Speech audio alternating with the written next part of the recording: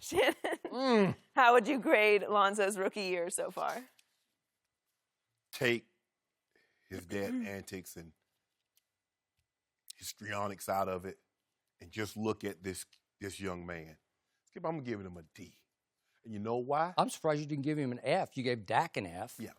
But I didn't see what, I didn't have something to base it on. Now, maybe he gets an F next year because I will know what he did in his freshman campaign. So his sophomore campaign, well, I'm not supposed to say freshman. It's all right. We know what you mean. Yeah. But anyway, Skip, he's the second pick in the draft. And you look at guys that behind him, marketing, as you mentioned, Donovan Mitchell, Jason Tatum, Dennis Smith. It's a good class, man. They're playing better than he is. The only thing that's helping Lonzo Ball is Markelle Fultz hasn't been playing. And when he in Summer League, that shot looked so terrible. It's like, oh, my goodness, this might be the worst 2 picks as far as shots we've ever seen. Skip, he's shooting 30% from 3, 36% from the floor, and 48% from the free throw line. That free throw percentage is worse than Dwight Howard and Shaquille O'Neal for a career. He's your point guard. Skip, he's averaging 1.4 free throw attempts a game. He has to play downhill.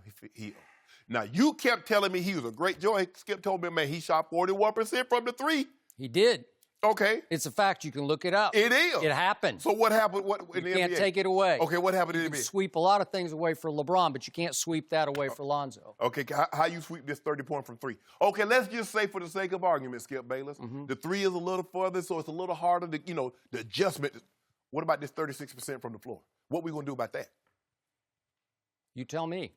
Tell me when it's my turn. Yeah, that's your turn yet. Okay. So I'm not done yet. Yeah. So when you look at it, you're like, well, 10, 7, and 6. It's like, but when you get and you look at the numbers, Skip, those numbers are empty. They're empty numbers. 10 points, 7 and 6. Like, wow. And then I'm looking at the number like, huh? Nah. He's the second pick in the draft. Forget like Lonzo Ball. The second pick in the draft, the first pick in the draft. Skip, you got to be the top 3, top 5 picks. Skip, you got to be them dogs. You look at everybody. You got to be. You look at Shaq, or you look at all these guys. You look at Jordan with the 3rd pick. I mean, guys, there's expectations. Magic said, "Hey," and see, people like, well, what I'm talking about right now, Skip. When I went to Savannah State, I was in developmental studies. I got a degree in 4.5 years. Did anybody know who you were? No, they know who I was. But you know what, Skip? Was your father selling your sneakers already? No. I was buying sneakers. Yeah. But what I'm saying is, Skip, is that I'm giving him this grade now. I'm not saying what he's going to be down the road, because maybe next year or the year after he get a B, we get an A. But I'm saying right now, the teacher ain't said, well, Shannon, hey, I know you're not supposed to be up in here, but this is where you are now. So this is what he's getting right now. So you're giving yourself an out, right? D. You said you don't know what he's going to be in the future. Hold on. You said what grade do I give him right now? That was a grade. That was the question. Okay. D. D. As in dog. I don't know about all that, but he get it a D. He ain't passing. Yeah. Put it like this. He going to be right back here next year. He going to be in the same classroom. Everything you said indicates F, as in flunk, right? That's what it sounded like to me. 48% from the free throw line? 48. Oof. You keep on going, I'm going to change my mind. I think you were heading that direction. You want me to give me incomplete? No, D- at least, right? And plus, he's been out, Skip. I mean, how am I? The numbers might be worse than that. That's the only reason. If you'd been playing all this time, they might be 20%. Well, go ahead and give him. I know you want to give him a B. I'm going to give him a B- Skip, because he deserves a B-. Let's look at the positives first. He is averaging 10-7, and you slighted him by a point. 10-7 and 7 assists. Okay. And for most of the year, he has led the Lakers in assists and in rebounds, which is pretty shockingly great. Just recently, Julius Randle just crept slightly above Lonzo in rebounds because Lonzo wasn't playing, obviously. And Julius started to play in the absence of Lonzo. And he started playing well. And by the way, Lonzo's father took a shot at Julius Randle once upon a time. Remember that? That was one of the low points of Lonzo's first half of his rookie season. So early on, Lonzo Ball had 2 triple-doubles. That's pretty good. And at Phoenix in game number 2, he went for 29, 11, and 9, which was pretty great, albeit against, you could argue, the worst team or one of the worst teams in basketball. But to me, 10, 7, and 7 is pretty great because there are only 5 players in the league right now, 4 others, who are averaging 10, 7, 7 or more. And it's, you know who it is, LeBron, and Ben Simmons is up there. And, you know, Draymond's up there. So these are very good players, but Lonzo's in that class. Now let's get to the rest of it. The reason I'm going to give him a B- is because on degree of difficulty, no rookie in the history of sports has faced greater pressure and expectations than this young man has. And they were detonated by a father's outrageous declarations about said young man. Am I right about that? He said his father's been talking all his life, so that doesn't bother him. Okay, well, that's what he said. Do you believe that? Because I don't. I'm sorry, because every point guard in his first matchup with Lonzo Ball wanted to tear apart LaVar Ball. And you said that. I'm quoting Shannon Sharpe. Absolutely, absolutely. How would you as a rookie like to have to face that at the hardest position to learn in pro basketball, the point guard position? He's making my job a lot more difficult than it needs to be. I would say. And yet, and still, despite some of those early bursts of brilliance, and I'm going to say again, he will ultimately be a transcendent player because he is a once-a-generation passer of the basketball. But what I repeatedly criticized him for was, starting in maybe game 10 or 12, he started to unplug. He started to disassociate from the offense. He started to say, you guys do it, I'll stand and I'll watch. Right. And I cannot defend that, but I do believe that he was heavily influenced by his father to either turn on or quit on the head coach of the Lakers, Luke Walton. So I can't defend it, but I think it happened, and I think it started. The genesis was the father saying, how dare that coach not play you for a long stretch of the second quarter and some of the fourth quarter? And he sat him for a couple of fourth quarters, start to finish. Yep. Not good, but what was much worse was how Lonzo reacted because he pouted to me. And again, he had father telling him you should be pout, effectively, like reinforcing the pout. Of course. So I can't love it, but it's hard for me to read what's happened in the first half of the year because I don't even know who he is yet because I don't think he's tried hard yet. I really don't. So let me get this right. He's not trying hard, and you're going to give him a B-?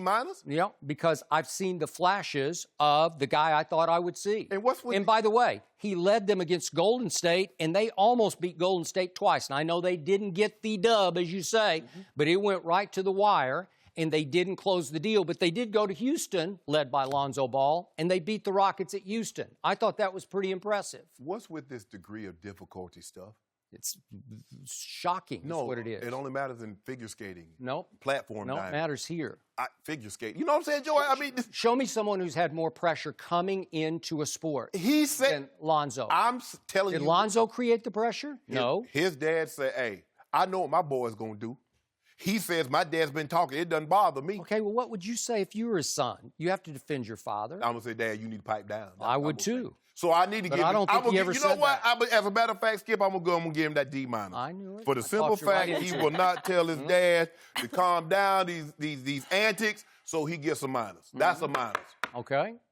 I hear you. I'm with you on the father because, to me, LeBron James had extreme degree of difficulty, but the world was rooting for LeBron. Much of the world is rooting against Lonzo. I'm not saying it's the whole world, but it's like 50-50. No, they're not rooting against Lonzo. They're rooting against LaVar. Against the ball, yeah. Whatever, the big baller brand. That's what they're rooting against, even though it's created mystique and sales and some charisma and focus on the father. Skip, the Lakers, whether Lonzo plays there, Alonzo flames out, Alonzo be great, the Lakers are the Lakers. They got history. We wouldn't even be talking about the Cavs as LeBron. We didn't even mention the Cavs when LeBron left. We mentioned them, he left, or when he was going back. Nobody be talking about the Cavaliers. That's why God gave him the big old shoulders. So he could carry the franchise. Lonzo Ball ain't carrying no franchise. He will at some point. No, he won't. Well, he better if he's the second pick in the draft. If he was going to carry a franchise, Magic Johnson wouldn't be cleaning up them spots trying to get him 2 big guys. Yeah, he would. No, he wouldn't. Why did LeBron take his talents to South Beach? LeBron, they ain't clearing out to get no max slots. They got O'Brien that's going to bring him home. Didn't LeBron go to 2 max slots in South Beach? Yeah. We took their money. Okay, but that's what I'm saying. But there were 2 max players, right? He went to Dwayne and Chris Bosh, right? But if you get those 2 guys. So are you saying that Lonzo doesn't deserve to have 2 max players? Hold on. His dad said he better than LeBron. He better than Jordan. He better than Magic. I didn't hear that. Yeah, I heard better than Steph. Oh, yeah, he better. Oh, yeah. My boy better. Huh? My boy better. You know, his boy, he don't say it. So, my boy, I know what my boy's going to do. Well, so, the reason I can't give higher than a B- is... I'm sure that's why you can't give lower. Okay, well, I'm just telling you, I thought this Laker team, and I'm going to stand by what I predicted, They making is the playoffs. foolish. Well, that's what I said. I thought it could be the 8th playoff team. And if you look back at what it was, remember, it had Jordan Clarkson and it had Larry Nance Jr., now the saviors of the Cavaliers. Am I right? Mm-hmm. And it had Brandon Ingram, he's looking pretty good, right? He's Plays having a pretty good sophomore year. Kuzma's playing the best, though. Kuzma's playing great. So he was a great late first-round pick. And the guy on his team is playing better than he'll skip. You know Kuzma's playing better than Lonzo. Right. So far he is, but he won't for the long haul.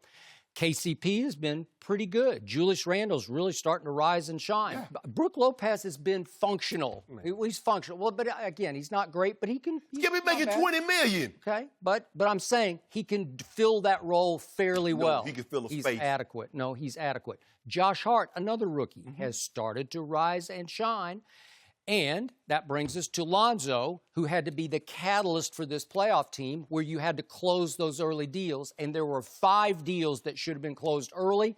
And if they had, this thing could have ignited. Now, again, Magic is looking to, if somebody will offer me something, I'm going to clear cap space. So he gave up any ghost of making the playoffs, obviously. They weren't making the playoffs any year. Yes, they were. Anyway, Skip. You know what? I just detailed a team that's pretty good because there are a bunch of West teams that were way overrated going in. Then there were injuries. There was attrition. There's the Kawhi debacle disaster in San Antonio. I told you Minnesota was going to be better than you said they were. No, okay, but they're decent. And Skip. Okay, but the Lakers weren't going to make the playoffs. Look what happened to the Clippers. A lot of people thought the Clippers would be nope. And there have been trades, and they've given up, and they've play hard. Yeah. Look what happened to Memphis. Yeah. Memphis way overrated coming into the year. Look what's happened in New Orleans. Obviously. No. Mike Conley got hurt, Skip. Well, now, I know. Okay, I got it. And obviously, DeMarcus Cousins got hurt in New Orleans, and Dallas was way overrated coming into the year because everybody thought Dennis Smith was going to be a life changer, and he is not. So I just gave you 4 teams right there that are falling out of the playoffs, which gave the Lakers a shot to be that 8th team. If this had detonated on schedule, I just gave you all those players. There's enough talent there. This could have been the 8th playoff team. They're too young. No, they're not. They're too young. Skip, they're not. They don't have any veteran leadership. They don't have anybody that's been to the playoff that has playoff experience a whole lot of. KCP? Oh, you like Brook Lopez, huh? Mm-hmm. Oh, Brook Lopez is going to show y'all how to do the thing, huh? And Jordan Clarkson's been around a while. We got him. Well, I know, and you got him last night. And he was better. 0 in the 4th quarter. Yeah, that's okay. But he was playing better than Lonzo. Thanks for watching. Subscribe here to get the latest from the show, and be sure to check out more of the best clips from Undisputed, or go watch a few segments from our other shows on FS1.